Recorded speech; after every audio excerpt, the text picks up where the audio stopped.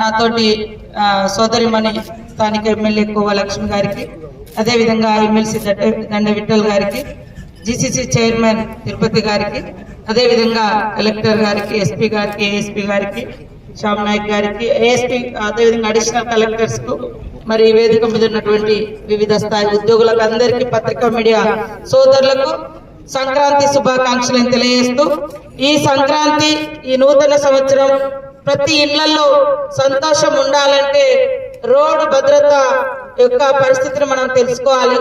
మనం రోడ్డు మీదకి వచ్చినప్పుడు భద్రంగా వెహికల్ నడపడం మూలంగా మన జీవితాలతో పాటు మనల్ని నమ్ముకున్న వారు కూడా మరి సురక్షితంగా ఉంటారు.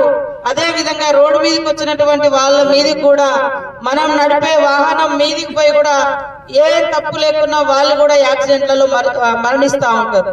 కాబట్టి ఈ యొక్క విషయాన్ని గుర్తుపెట్టుకొని వెహికల్ ఎక్కేటప్పుడు డ్రింక్ చేయకూడదు, అదే విధంగా స్మోక్ జరగకూడదు, అదే విధంగా మరి సెల్ ఫోన్ పట్టుకొని డ్రైవింగ్ చేయకూడదు.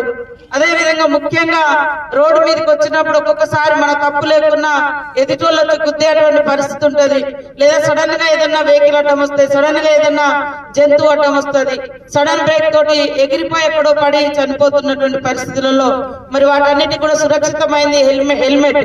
కాబట్టి హెల్మెట్ అనేది ప్రతి ఒక్కరు కూడా ధరించాలి. మనం 1000 రూపాయలు ఖర్చు పెడతాం సాయంత్రం డిన్నర్లకో లేకుంటే బీర్లకో బార్లకో, కానీ మన బతుకును సురక్షితంగా ఉంచుకోవడం కోసం మాత్రం ఒక హెల్మెట్ కోసం మనము ఖర్చు పెట్టలేకపోతున్నాం. కాబట్టి దయచేసి ప్రతి ఒక్కరు కూడా రోడ్డు మీదకి బైక్ తో వచ్చిరంటే హెల్మెట్ లేకుండా రాకూడదు. అది మన భద్రత, మనకు అవసరం, మన ప్రాణ రక్షణ. అదే విధంగా అతివేగం కూడా అవద్దు.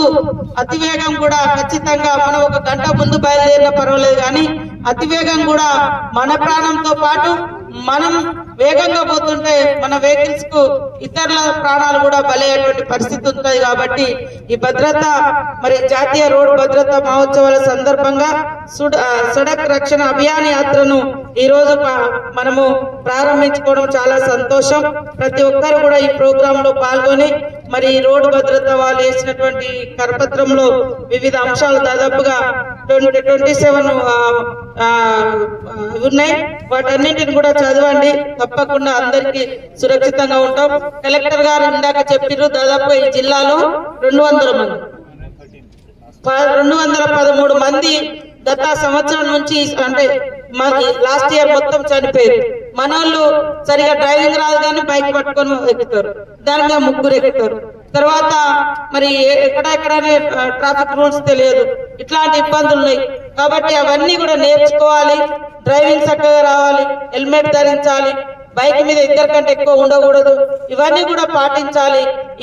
ఈ సంవత్సరంలో ఒక్కరు కూడా మరణించకుండా ఈ రోడ్ల మీద యాక్సిడెంట్లతోటి మనము చర్యలు తీసుకోవాలంటే ఖచ్చితంగా హెల్మెట్ ధరించాలి, ఈ రూల్స్ పాటించాలని కోరుకుంటూ ప్రతి ఒక్కరికి కూడా సంక్రాంతి శుభాకాంక్షలతో